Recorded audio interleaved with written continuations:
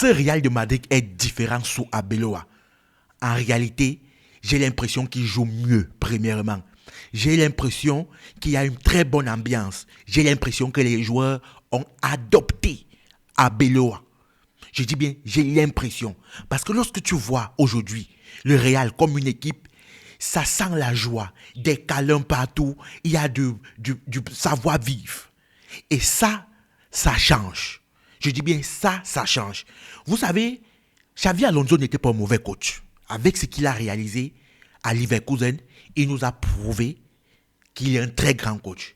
Mais les joueurs du Real, je pense bien que le vestiaire n'ont pas tous accepté Xabi Alonso. Vous savez, cette relation entre coach, c'est-à-dire un coach qui a été un ancien grand joueur et un coach qui n'a jamais joué, c'est deux choses différentes. Je dis bien, c'est deux mondes à part. Et je pense que c'est ça qui a péché. Je pense que c'est ça qui était le hic entre Xabi Alonso et les autres joueurs du Real de Madrid. Et pourtant, Arbeloa n'a jamais été un très grand joueur.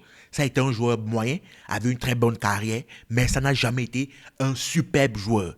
Ce Real, gagné hier face à Villarreal, en réalité, chapeau. Je n'ai pas de mots. Je dis bien chapeau. Est-ce qu'on peut déjà donner le ballon de Mbappé? Est-ce qu'on peut déjà aujourd'hui donner le ballon de l'Euro à Mbappé? Parce que sur cette année, il n'y a personne. Sur cette année, il joue dans sa galaxie tout seul. Cette année, Mbappé, c'est 8 autres joueurs. En réalité, qu'il gagne la Champions League ou pas, il faudrait qu'aujourd'hui on se dise, il faut que les critères qui priment lorsqu'on parle de ballon d'or, c'est intrinsèquement la qualité du joueur. Ça ne doit pas être forcément celui qui a tout gagné ou bien etc. Non. Parce que cette année, avec ou sans Champions League, Mbappé, ballon del Oro. Mais le Real a certains problèmes qu'il faudrait absolument qu'ils doivent régler s'ils veulent être réellement un vrai challenger en ce qui concerne la Champions League cette année. Parce que pour l'instant, je vois 3 équipes à 4 qui sont largement supérieures au Real cette année. Mais s'ils ajustent ces 2 problèmes dont je vais énoncer, vous allez remarquer que non. Je dis bien non. Le Real a un problème de transition.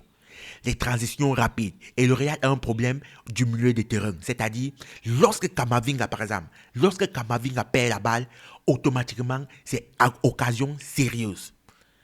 Ce n'est pas qu'il n'a fait un mauvais match. Il n'a pas fait un mauvais match. Mais lorsque tu alignes un Camavinga, Jude Bellingham et un Arda Güler au milieu, et que Bellingham ou Arda Güler perd le ballon, c'est mort. Directement, c'est occasion de but. Je dis bien directement, c'est occasion de but. Et ça, c'est un truc que le Real doit aujourd'hui se pencher. Ils doivent régler cela absolument. C'est crucial, c'est fondamental. Parce que vous savez, dans un match de foot, c'est sûr, l'adversaire va toujours avoir des occasions. Mais il y a des occasions que nous-mêmes on procure à l'adversaire. Il y a des occasions que l'adversaire se procure par lui-même. C'est deux choses différentes. Je dis bien, c'est 2 mondes à part. Mais si vous remarquez, Villarreal, il y a les occasions qu'ils ont eues. Ce sont des occasions qui ont été procurées par le Real. C'est-à-dire, mauvaise passe, perte de balle, mauvaise transition lente, les latéraux ne descendent pas assez. Là, c'est un problème. Mais sinon, si le Real arrive à régler ça, avec le retour de Rudiger en défense, je pense bien que le problème du Real de Madrid aujourd'hui, c'est son milieu de terrain. Ce n'est plus l'air de Modric, ce n'est plus l'air de Kroos, tous les gars de Casemiro, ils ne sont plus là, ils sont partis. Les jeunes talentueux comme ils sont, ils peinent. Je dis bien, ils peinent à maintenir un rythme constant dans le jeu. Et c'est ça le problème. C'est-à-dire, aujourd'hui, ils sont bons, demain, ils ne sont pas bons. Aujourd'hui, Jude Bellingham te sort un bon match, demain, il ne sort pas un bon match. On dit qu'il boit trop de l'alcool. Aujourd'hui, Camavinga est excellent, demain, il fait un mauvais. Et on manque de constance. Ce milieu de terrain manque de constance. Si ce problème est réglé, les gars, vous allez voir, ça va être totalement différent.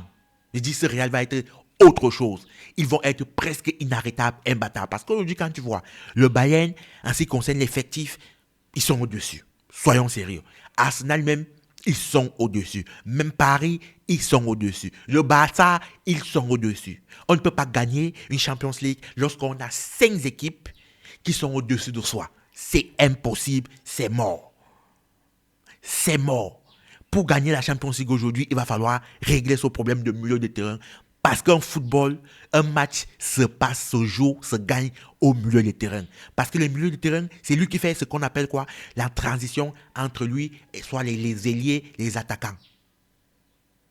Très important, les gars. Faisons attention. Et les gars, qu'est-ce que Mbappé nous sort comme Panenka?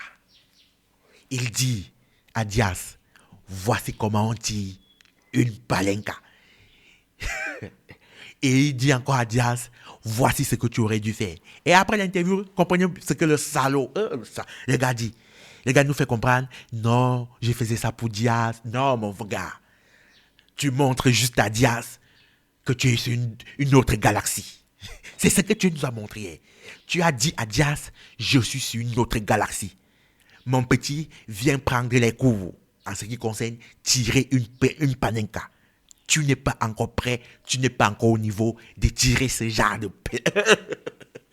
Oh, le Mbappé.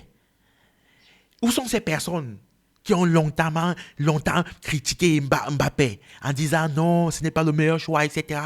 Très bon match de Vinicius. Vinicius fait du Vinicius, il va, il provoque, il attaque. Ça, c'est du Vinicius. À souligner, très bon match de Vinicius. Très bon match de Vinicius. Aujourd'hui, on enlève Vinicius au Real. En réalité, ça ne va pas être la même chose. Attention. Parce que je remarque beaucoup d'entre nous, les Madrilènes, nous sommes déjà aujourd'hui en train de dire non, non. Vinicius a un rôle important. On a vu même le dernier match.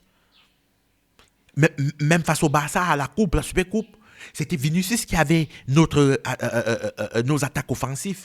Tout notre jeu se joue sur Vinicius. Donc attention de commencer à dire non, Vinicius, il est peut-être non. Il est injouable. Les gars, comme je vous ai dit, c'est une nouvelle chaîne, les gars. On va passer un très bon moment, on va kiffer. On est fan du foot, on aime le sport, on aime des buts, on aime des grands jours et on aime les beaux jeux, les gars. Abonnez-vous massivement, les gars. Mettez un petit pouce si vous aimez ce genre de contenu. Comme je vous ai dit, nous étions sur tous les réseaux sociaux, sur YouTube. Aujourd'hui, on arrive pour mettre notre empreinte sur YouTube. À la Madrid.